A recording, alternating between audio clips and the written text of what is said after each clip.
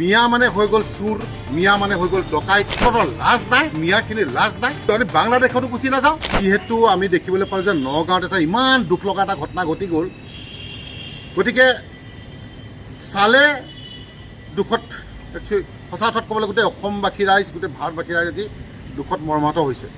কাৰণ এটা কণমানি শিশু থাকি গৈছে। আৰু আমি এটাই কথা ক'ব বিচাৰিছোঁ যে আগতেও আমি কৈ আহিছিলোঁ যে মিয়া মানে হৈ গ'ল চুৰ, মিয়া মানে হৈ গ'ল ডকাইত, মিয়া মানে হৈ গ'ল গাড়ী চুৰ। সকলোতে মিয়া, নকল পইচা, নকল চবলৈ সকলোতে অকল মিয়া মিয়া মিয়া। গতিকে এই মিয়াসকলক যেতিয়া আমি আগৰ পৰা কৈ আহিছিলোঁ যে মিয়া মানে ডকাইত, কিন্তু এছামে বেয়া পাইছিলে। কিন্তু আমি কোনো ধৰণৰ কাৰো ধৰ্মৰ প্ৰতি আমাৰ কোনো ধৰণৰ আক্ষেপ নাই। কিন্তু আপোনালোকে নিজে চিন্তা কৰক যে এইখিনিয়ে কাক কেনেকৈ বদনাম কৰিছে, আপোনালোকে নিজে এটা চিন্তা কৰি লওক। আৰু এই মিয়াখিনিক যি কিছুমানে প্ৰীতি দেখুৱাই থাকে, এই প্ৰীতিৰ পৰা একদম আঁতৰি যাবৰ বাবে আহ্বান জনাইছোঁ। আৰু এতিয়া অতি শীঘ্ৰে অসমৰ জনগণে শিক্ষা দিলেই, আৰু এতিয়াও যদি শিক্ষা আপোনালোকে বুজি নুঠে, শিক্ষা নলয়, কিন্তু বহুত পলম হৈ যাব। গতিকে কাৰণ কেলৈ চাওক, অসমতে অসমীয়া নিৰাপত্তা নাইকিয়া হৈ গৈছে। এটা কথা আমি অসমীয়া যুৱ মঞ্চৰ পৰা ক'ব বিচাৰিছোঁ, নৱগঠিত যিখন চৰকাৰ অহাকালিলৈ গঠন হ'ব, সেইখন চৰকাৰৰ প্ৰতি আমাৰ আহ্বান, অনুৰোধ। আমাৰ হিমন্ত বিশ্ব শৰ্মা ডাঙৰীয়াক আমি অনুৰোধ জনাইছোঁ যে এই নৰপিশাচকেইটাক, যিকেইটাই আমাৰ ৰূপৰেখা শইকীয়া নামৰ মহিলাগৰাকীক হত্যা কৰিলে, এই হত্যাকাৰীকেইটাক কোনো ধৰণৰ জেল, কোনো ধৰণৰ ফাঁচি কথা নাহে, চিধা এনকাউণ্টাৰ লাগে।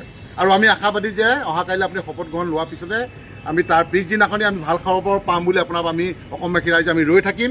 চিধা কথা, যি এই উমৰ আলী, খাইজুল ইছলাম, নজৰুল ইছলাম, মিণ্টু হুছেইন, যি এই চাৰিজনৰ যুৱকৰ উপৰিও যিকেইজন যুৱক আছে, অতি শীঘ্ৰে কৰায়ত্ব কৰিব লাগে। কাৰণ এটা কণমানি থাকি গৈছে। এডাল মানুহ কি সোণৰ চেইন পিন্ধিব নোৱাৰিব?